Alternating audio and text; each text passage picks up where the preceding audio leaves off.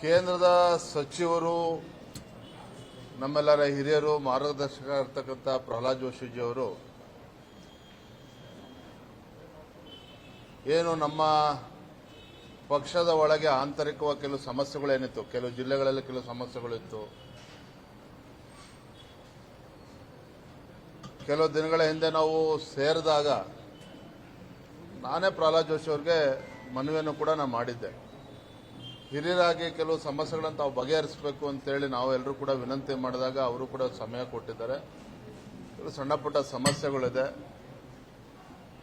ಅವರೆಲ್ಲರನ್ನು ಕೂಡ ಅವ್ರ ಜೊತೆ ಚರ್ಚೆ ಮಾಡಿ ಸಮಸ್ಯೆನ ತಿಳಿಗೊಳಿಸತಕ್ಕಂಥ ಕೆಲಸನ ಅವ್ರು ಮಾಡ್ತಾರೆ. ಮುಖ್ಯವಾಗಿ ರವಿಕುಮಾರ್ ಅವರ ಹೇಳಿಕೆ ಬಹಳ ಮುಜುಗರ ತರ್ತಾ ಇದೆ ಬಿಜೆಪಿಗೆ. ವಿಧಾನ ಪರಿಷತ್ ಸದಸ್ಯರು ಆತ್ಮೀಯರಾಗಿರ್ತಕ್ಕಂಥ ರವಿಕುಮಾರ್ ಅವರ ಹೇಳಿಕೆ ನಾನು ಕೂಡ ನಿನ್ನೆ ಮಾಧ್ಯಮಗಳಲ್ಲಿ ಗಮನಿಸಿದ್ದೇನೆ.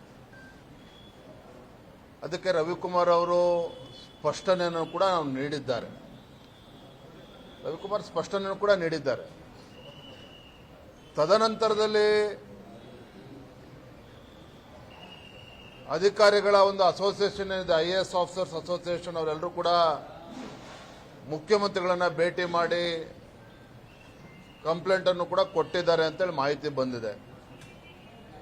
ನಿನ್ನೆ ಕಾಂಗ್ರೆಸ್ ಪಕ್ಷದ ಕೆಲವು ಹಿರಿಯ ಮುಖಂಡರು ಕೂಡ ಹೊರಟ್ಟಿ ಅವರನ್ನು ಭೇಟಿ ಮಾಡಿ ಅಲ್ಲೂ ಕೂಡ ಕಂಪ್ಲೇಂಟ್ ಅನ್ನು ನೀಡಿದ್ದಾರೆ, FIR ಕೂಡ ರಿಜಿಸ್ಟರ್ ಮಾಡಿದ್ದಾರೆ. ರವಿಕುಮಾರ್ ವಿಚಾರ ಒಂದ್ ಕಡೆ ಇರಲಿ, ಅದ್ರ ಬಗ್ಗೆ ಚರ್ಚೆಗಳು ನಡೀತಾ ಇದೆ. ನಾನು ಅದ್ರ ಬಗ್ಗೆ ಈ ಸಂದರ್ಭದಲ್ಲಿ ಮಾತಾಡೋದಕ್ಕೆ ಹೋಗೋದಿಲ್ಲ. ಸ್ವತಃ ಮುಖ್ಯಮಂತ್ರಿಗಳು ಸಿದ್ದರಾಮಯ್ಯನವರು ಬೆಳಗಾವಿನಲ್ಲಿ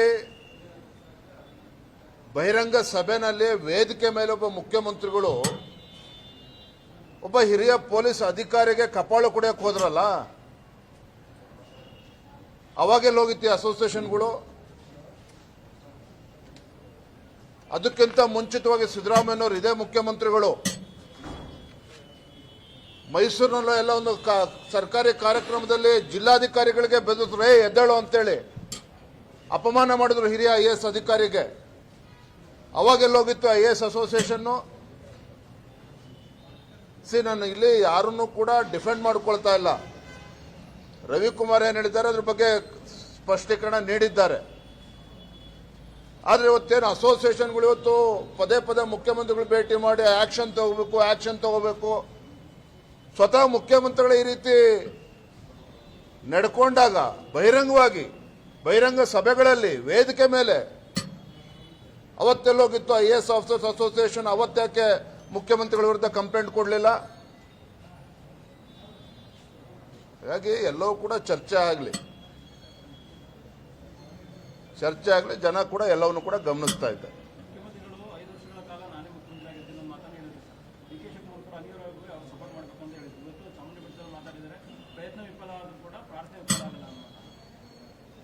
ಬಹಳ ಜನ ಪ್ರಯತ್ನನೂ ಮಾಡ್ತಾ ಇದ್ದಾರೆ, ಪ್ರಾರ್ಥನೆನೂ ಕೂಡ ಮಾಡ್ತಾ ಇದ್ದಾರೆ. ಸುರ್ಜೇವಾಲಾ ಅವ್ರನ್ನ ಕರೆಸಿ ಭೂಮಿ ಪೂಜೆ, ಗುದ್ಲಿ ಪೂಜೆನೂ ಕೂಡ ಮಾಡಿ ಹೋಗಿದ್ದಾರೆ ಸುರ್ಜೇವಾಲಾ ಬಂದು. ಹಾಗಾಗಿ ಏನೇನಾಗುತ್ತೋ ಬರೋದ್ರಿಂದ ಕಾದು ನೋಡೋಣ. ನಮಗೆ ಯಾರು ಮುಖ್ಯಮಂತ್ರಿಯಾಗಿ ಮುಂದುವರಿತಾರೆ, ಯಾರು ಮುಂದುವರಿಯೋದಿಲ್ಲ, ಅಥವಾ ಸಿದ್ದರಾಮಯ್ಯ ರಾಜೀನಾಮೆ ಕೊಟ್ಟ ಮೇಲೆ ಯಾರು ಬರ್ತಾರೆ, ನಮಗದು ಮುಖ್ಯ ಅಲ್ಲ. ರಾಜ್ಯದ ಜನ ಚೀಮಾರಿ ಆಗ್ತಾ ಇದ್ದಾರೆ ಕಾಂಗ್ರೆಸ್ ಸರ್ಕಾರದ ಬಗ್ಗೆ, ಚೀಮಾರಿ ಆಗ್ತಾ ಇದ್ದಾರೆ ಕಾಂಗ್ರೆಸ್ ಸರ್ಕಾರದ ಬಗ್ಗೆ. ರೈತರು ಇವತ್ತು ಸಂಕಷ್ಟದಲ್ಲಿದ್ದಾರೆ, ರೈತರ ಬಗ್ಗೆ ಕಾಳಜಿ ಇಲ್ಲ ಸರ್ಕಾರಕ್ಕೆ. ಬಡವರು ಬಗ್ಗರಿಗೆ ಒಂದು ಮನೆ ಕೊಡೋದಕ್ಕೆ ಸಾಧ್ಯ ಆಗ್ತಾ ಇಲ್ಲ. ಒಂದು ಗಂಗಾ ಕಲ್ಯಾಣ ಯೋಜನೆನೂ ಕೂಡ ಇವ್ರ ಯೋಗ್ಯತೆ ಕಾಂಗ್ರೆಸ್ ಸರ್ಕಾರಕ್ಕೆ ಕೊಡೋಕೆ ಸಾಧ್ಯ ಆಗ್ತಾ ಇಲ್ಲ.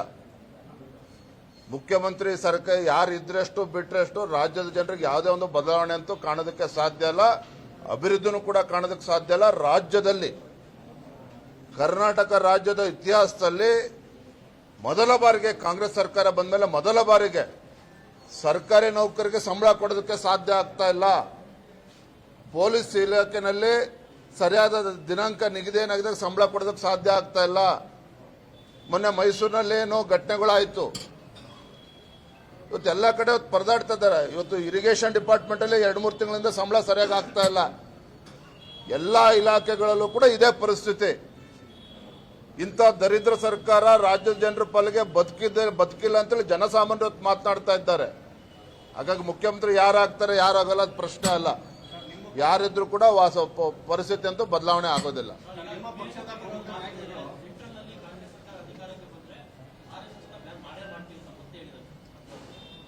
ಆ?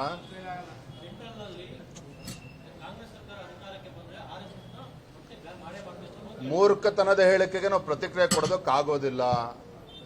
ಕೇಂದ್ರದಲ್ಲಿ ಇವತ್ತು ನರೇಂದ್ರ ಮೋದಿಜಿಯವರು 3ನೇ ಬಾರಿಗೆ ಸರ್ಕಾರ ಕೇಂದ್ರದ ಅಧಿಕಾರಕ್ಕೆ ಬಂದಿದೆ. ನರೇಂದ್ರ ಮೋದಿಜಿಯವರ ಜನಪ್ರಿಯತೆಯೂ ಕೂಡ ಜಾಸ್ತಿ ಆಗ್ತಾ ಇದೆ. ದೇಶವು ಕೂಡ ಇವತ್ತು ಅಭಿವೃದ್ಧಿ ಪಥದಲ್ಲಿ ಮುಂದೆ ಸಾಗ್ತಾ ಇದೆ. ಪುಕ್ಷಟ ಭಾಷಣ ಮಾಡಿದ್ರೆ ಇವತ್ತು ಭಾರತ 4ನೇ ದೊಡ್ಡ ಆರ್ಥಿಕ ಶಕ್ತಿಯಾಗಿ ಹೊರಹೊಮ್ಮೋದಕ್ಕೆ ಸಾಧ್ಯ ಆಗೋದಿಲ್ಲ. ಯಾವ ರೀತಿ ನರೇಂದ್ರ ಮೋದಿಜಿಯವರು ಕಳೆದ 11 ವರ್ಷದಲ್ಲಿ ಭಾರತವನ್ನು ಮುನ್ನಡೆಸ್ತಾ ಇದ್ದಾರೆ, ಅಭಿವೃದ್ಧಿ ಕೆಲಸ ಕಾರ್ಯಗಳು ಆಗ್ತಾ ಇದೆ. ಅದಕ್ಕೋಸ್ಕರ ಇವತ್ತು ಆರ್ಥಿಕ ಪ್ರಗತಿನ ದೇಶ ನಾವು ನೋಡ್ತಾ ಇದ್ದೇವೆ. ಪ್ರಿಯಾಂಕಾ ಖರ್ಗೆಗೆ ಏನೋ ರಾತ್ರಿ ಕನಸು ಬಿದ್ದಿದೆ, ಕೇಂದ್ರದಲ್ಲಿ ಅಧಿಕಾರಕ್ಕೆ ಬರ್ತೇವೆ ಅಂತೇಳಿ ತಿರುಕನ್ ಕನಸು ಕಾಣ್ತಾ ಇದ್ರೆ ಅದಕ್ಕೆ ನಮ್ದೇನೂ ಅಭ್ಯಂತರ ಇಲ್ಲ. Thank you. ಕೆಲವು ನಾಯಕರುಗಳು ಪದೇ ಪದೇ ಸರ್ಕಾರ ಬದಲಾಗುತ್ತೆ, ವರ್ಷಾಂತ್ಯಕ್ಕೆ ಚೇಂಜ್ ಆಗುತ್ತೆ ಅನ್ನೋ ಮಾತನ್ನು ಹೇಳ್ತಿದ್ದಾರೆ. ಬರೇ ನಮ್ಮ ಪಕ್ಷದ ನಾಯಕರಲ್ಲ ರೀ, ಜನಸಾಮಾನ್ಯರು ಕೂಡ ಮಾತನಾಡ್ತಾ ಇದ್ದಾರೆ. ಆಡಳಿತ ಪಕ್ಷದ ಶಾಸಕರು ಮಾತಾಡ್ತಾ ಇದ್ದಾರೆ. ಇವತ್ತು ರಾಮನಗರದ ಶಾಸಕ ಇಕ್ಬಾಲ್ ಅವ್ರ ಹೇಳಿಕೆಗೆ ಮುಖ್ಯಮಂತ್ರಿಗಳು ಏನು ಪ್ರತಿಕ್ರಿಯೆ ನೀಡ್ತಾರೆ? ಮೊನ್ನೆ ಹೇಳಿದ್ರೆ ಆರ್ ಅಶೋಕಿಗೆ ನಾವ್ಯಾಕೆ ಮಾತಾಡಬೇಕು, ವಿಜೇಂದ್ರಗೆ ನಾವ್ಯಾಕೆ ಪ್ರತಿಕ್ರಿಯೆ, ನಮ್ಮ ಹೇಳಿಕೆನೂ ಪ್ರತಿಕ್ರಿಯೆ ನೀಡಬೇಡಿ ಮಾನ್ಯ ಮುಖ್ಯಮಂತ್ರಿಗಳೇ. ನಿಮ್ಮ ಪಕ್ಷದ ಆಡಳಿತ ಪಕ್ಷದ ಕಾಂಗ್ರೆಸ್ ಪಕ್ಷದ ಶಾಸಕರೇ ಇವತ್ತು DK ಶಿವಕುಮಾರ್ ಜೊತೆ 100 ಜನ ಶಾಸಕರಿದ್ದಾರೆ. ಸಿದ್ದರಾಮಯ್ಯನವರು ಮುಖ್ಯಮಂತ್ರಿ ಆದ್ಮೇಲೆ ರಾಜ್ಯದಲ್ಲಿ ಅಭಿವೃದ್ಧಿ ಆಗ್ತಾ ಇಲ್ಲ, ನಮ್ಮ ಕ್ಷೇತ್ರದ ಸಮಸ್ಯೆ ಬಗೆಹರಿಸ್ತಾ ಇಲ್ಲ, ನಮ್ಮ ಕ್ಷೇತ್ರದ ಅಭಿವೃದ್ಧಿ ಆಗ್ತಾ ಇಲ್ಲ ಅಂತೇಳಿ ಆಡಳಿತ ಪಕ್ಷದ ಶಾಸಕರು ಹೇಳ್ತಾ ಇದ್ದಾರೆ. ನಾವು ಗ್ಯಾರಂಟಿಗಳನ್ನು ಕೊಟ್ಟಿದ್ದೇವೆ, ಅಭಿವೃದ್ಧಿ ಕೆಲಸ ಮಾಡಿದ್ದೇವೆ ಅಂತ DK ಶಿವಕುಮಾರ್ ಹೇಳ್ತಾರೆ. ಸಿದ್ದರಾಮಯ್ಯ 5 ವರ್ಷಗಳ ಕಾಲ ನಾನೇ ಮುಖ್ಯಮಂತ್ರಿ ಅಂತ ಹೇಳ್ತಾರೆ. ಇನ್ನೊಂದು ಕಡೆ ಸುರ್ಜಾವಾಲಾಯಿಂದ ಕರೆಸಿ ಗುದ್ಲಿ ಪೂಜೆ ಮಾಡ್ತಾರೆ ಮುಖ್ಯಮಂತ್ರಿ ಗಾದಿಗೆ. ಹಂಗಾಗಿ ಏನೇನು ನಡೀತಾ ಇದೆಯೋ ಬರೋದ್ರಿಂದ ನೀವೇ ಕಾದ್ ನೋಡಿ ರಾಜ್ಯದಲ್ಲಿ ಯಾವ ರೀತಿ ರಾಜಕಾರಣ ಬದಲಾವಣೆಗಳು ಆಗ್ತದೆ ಅನ್ನೋದು. ಥ್ಯಾಂಕ್ ಯು, ಧನ್ಯವಾದ.